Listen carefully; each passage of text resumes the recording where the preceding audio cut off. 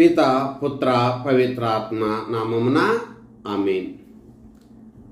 మన రక్షకుడైన యేసుక్రీస్తు నామమున మీ అందరికీ శుభములు. క్రీస్తు స్వరం వీక్షకులకు స్వాగతం.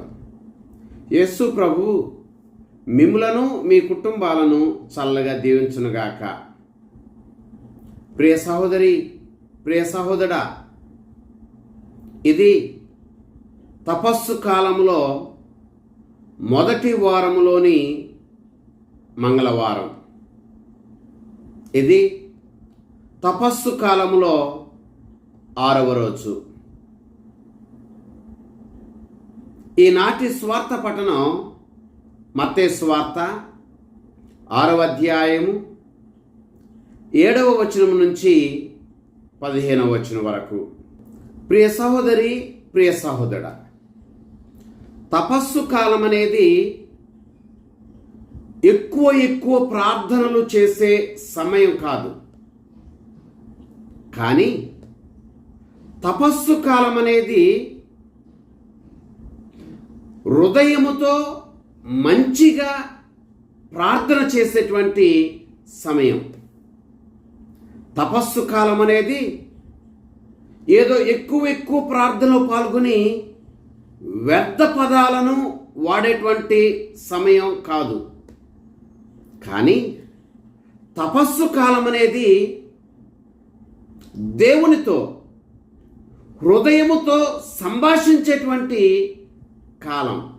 అందుకనే ఈనాటి స్వార్థ పట్టణంలో యేసుక్రీస్తు ప్రభు మన అందరి ప్రార్థన జీవితాన్ని కరెక్ట్ చేస్తున్నాడు, సరిచేస్తున్నాడు.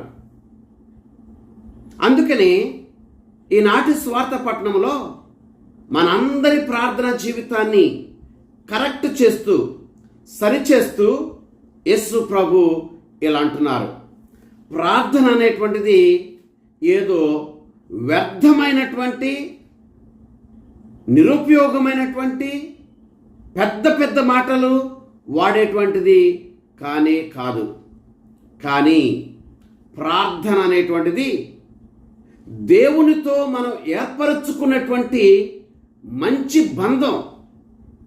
ప్రార్థన అనేటువంటిది దేవునితో మనం ఏర్పరచుకునేటువంటి మంచి సంబంధము అని, క్షమాపణ అనేటువంటిది ఈ ప్రార్థనలో ముఖ్యమైనటువంటిది అని, ఈ క్షమాపణే మనకి పరలోకపు ద్వారాన్ని తెరచేటువంటి తాళపు చెవి అని యేసు ప్రభు ఈ రోజున మనకి తెలియజేస్తున్నాడు. ప్రియ సహోదరి, ప్రియ సహోదరా, ఒక రోజున ఓ పిల్లవాడు తన తండ్రికి ఒక చిన్న పేపర్ మీద ఓ చిన్న విన్నపాన్ని వ్రాసి టేబుల్ మీద పెట్టాడు. నాన్నగారు, ఇక నుంచి మీరు మీ పని నుండి పెందలకాడే రండి అని. ఈ చిన్న విన్నపంలో ఆ పిల్లవాడు వాళ్ళ నాన్నగారికి పెద్ద మాటలు వాడలా, ఎక్కువ మాటలు వాడలా. అయినా సరే ఆ పిల్లవాడు రాసినటువంటి ఆ కొద్ది మాటలు హృదయము నుండి వచ్చినటువంటివి కాబట్టి ఆ మాటలు వాళ్ళ నాన్నని కదిలించి వేశాయి, హత్తుకునే విధంగా చేశాయి. ఆ రోజు నుంచి నాన్నగారు పెందలకాడే తన పని నుండి ఇంటికి రావటం మొదలుపెట్టాడు.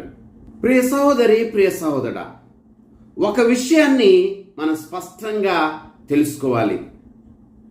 మనం వాడేటువంటి పెద్ద మాటలు దేవుణ్ణి ఏ విధంగా కదిలించలేవు. మనం చెప్పేటువంటి లేక చేసేటువంటి దీర్ఘ ప్రార్థనలు ఏ కోశాన్ని కూడా దేవుణ్ణి కదిలించలేవు. కానీ మనం వాడేటువంటి మాటలు చిన్నవి అయినా, మనం చేసేటువంటి ప్రార్థన చిన్నదే అయినా, ఆ మాటలు, ఆ ప్రార్థనలు మన హృదయము నుండి వస్తే ఆ మాటలు, ఆ ప్రార్థనలు దేవుణ్ణి కదిలించి వేస్తాయి. దేవుడు మనల్ని హత్తుకునే విధంగా ఆ ప్రార్థనలు చేస్తాయి. కనుక ప్రియ సహోదరి, ప్రియ సహోదరుడా, ఈరోజు ప్రభు మనకు నేర్పించే పాఠం ఇది. మన ప్రార్థనలు మన హృదయము నుండి రావాలి. మన ప్రార్థనలు కేవలం పెదాల నుండి మాత్రమే రాకూడదు. పెదాల నుండి వచ్చే ప్రార్థనలు దేవునికి చేరవు. హృదయము నుండి వచ్చే ప్రార్థనలు దేవునికి చేరతాయి. ప్రియ సహోదరి, ప్రియ సహోదరుడా, బైబిల్ గ్రంథం నుంచి హృదయము నుండి వచ్చినటువంటి కొంతమంది వ్యక్తుల ప్రార్థన గురించి మనం ఇప్పుడు ధ్యానం చేద్దాం. నెంబర్ 1, అన్న ప్రార్థన. సమూయేలు మొదటి గ్రంథము 1వ అధ్యాయము 10వ వచనం నుంచి 13వ వచనం వరకు మనం చదివితే, అన్న మౌనంగా ప్రార్థన చేసింది. కన్నీరు కారుస్తూ మౌనంగా ప్రార్థన చేసింది. అయినప్పటికీ దేవుడు ఆమె ప్రార్థన ఆలకించాడు. ఆమె కోరినట్లుగానే సంతానాన్ని దయచేశాడు. నెంబర్ 2, సుంకరి ప్రార్థన. లూకాసు వార్త 18వ అధ్యాయము 13, 14 వచనములు మనం చదివితే, దేవాలయానికి వచ్చినటువంటి సుంకరి హృదయము నుండి ప్రార్థన చేశాడు. హృదయముతో ప్రార్థన చేశాడు. అందుకని దేవుడు అతని ప్రార్థనను ఆలకించాడు. నెంబర్ 3, దానియేలు ప్రార్థన. దానియేలు గ్రంథము 6వ అధ్యాయము 10వ వచనము. ఈ దానియేలు హృదయముతో ప్రభుని ప్రార్థన చేశాడు.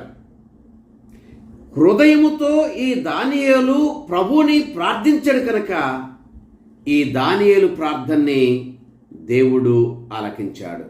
నెంబర్ 4, దావీదు ప్రార్థన. కీర్తన గ్రంథము 51వ కీర్తన 17వ వచనము. ఈ దావీదు పశ్చాత్తాపముతో, హృదయ పరివర్తనతో ప్రార్థన చేశాడు. దేవుడు దావీదు ప్రార్థన ఆలకించి క్షమించాడు. నెంబర్ 5, కుడి ప్రక్కన ఉన్న దొంగవాని ప్రార్థన. లూకాసు వార్త 23వ అధ్యాయము 42, 43 వచనాలు. సిలువలో వేలాడుతూ ఉన్నటువంటి దొంగ యేసు వంక చూసి హృదయముతో ప్రార్థన చేశాడు. యేసు, నీవు నీ రాజ్యంలో ప్రవేశించినప్పుడు నన్ను జ్ఞాపకం చేసుకో అని హృదయముతో ప్రార్థన చేశాడు. దేవుడు అతని ప్రార్థన ఆలకించి, నేడే నీవు నాతో పాటు పరలోకములో ఉంటావు అని అన్నాడు. ప్రియ సహోదరి, ప్రియ సహోదరుడా, మత్తయి సువార్త 15వ అధ్యాయము 8వ వచనములో మనం చదువుతున్నట్లుగా మన ప్రార్థనలు పెదాల నుంచి రాకూడదు. మన స్తుతులు పెదాల నుండి మాత్రమే రాకూడదు. మన ప్రార్థనలు, మన యొక్క స్తుతులు హృదయాంతరంగాల నుండి రావాలి. ప్రియ సహోదరి, ప్రియ సహోదరుడా, మత్తయి సువార్త 15వ అధ్యాయం 8వ వచనములో మరలా మనం చదువుతున్నట్లుగా, మనలో చాలామందిమి చాలాసార్లు కేవలం పెదాలతో మాత్రమే ప్రార్థన చేస్తూ ఉంటాం. మనలో చాలామందిమి చాలాసార్లు కేవలం పెదాలతో మాత్రమే ఆరాధిస్తూ ఉంటాం. మనలో చాలామందిమి చాలాసార్లు కేవలం పెదాలతో మాత్రమే ప్రభుని స్తుతిస్తూ ఉంటాం. ప్రభు చెప్తున్నట్లుగా మనం ప్రార్థన చేస్తున్నప్పుడు కానీ, మనము ఆరాధిస్తున్నప్పుడు కానీ, మనము స్తుతిస్తున్నప్పుడు కానీ మన హృదయాలు దేవునికి కడు దూరంగా ఉంటూ ఉన్నాయి. అయితే ప్రియ సహోదరి, ప్రియ సహోదరుడా, తపస్సు కాలములో ఈ 6వ రోజున ప్రభువు మనందరినీ ఆహ్వానించేది ఇదే.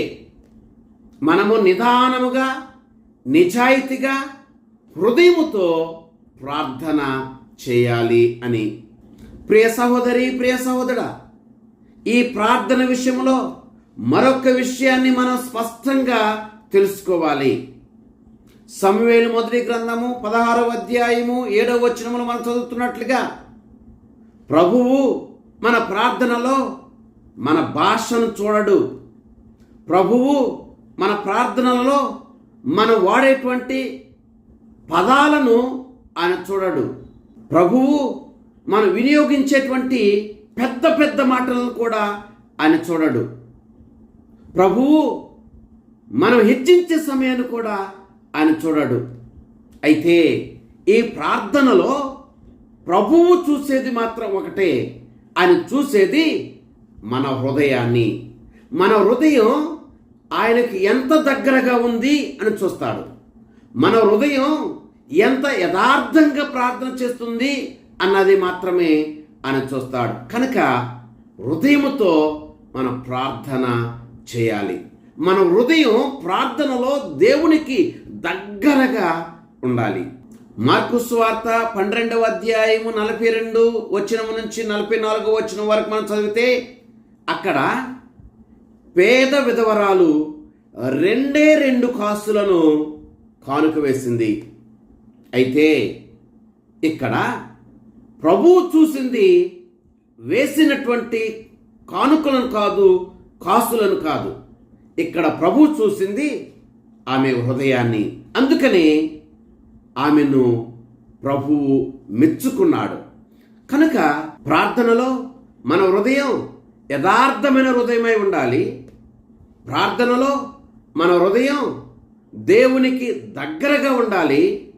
అప్పుడు హృదయముతో చేసేటువంటి మన ప్రార్థనలను దేవుడు ఆలకిస్తాడు. కనుక పెదాలతో కాక హృదయముతో ప్రభుని ప్రార్థించుదాం. ప్రభు మనలందరినీ చల్లగా దీవించునుగాక. ఆమేన్. పిత, పుత్ర, పవిత్రాత్మ నామమున ఆమేన్.